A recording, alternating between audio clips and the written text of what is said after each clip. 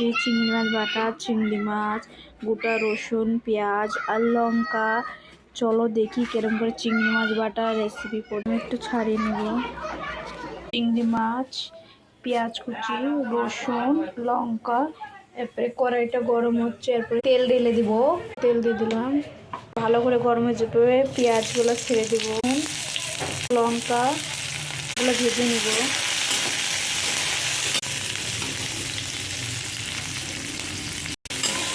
ভালো করে সব ভেজে নেব। কাঁচা লঙ্কা ভালো করে চিংড়ি মাছগুলো ঢেলে দেবো।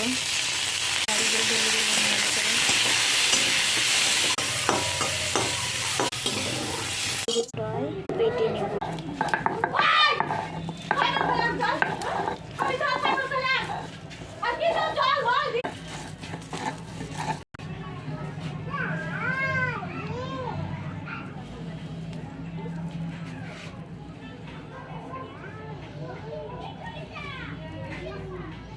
কত সুন্দর ভাতটা, গরম ভাতের সঙ্গে এক থাল ভাত খাওয়া যাওয়ার কিছুই চাই না।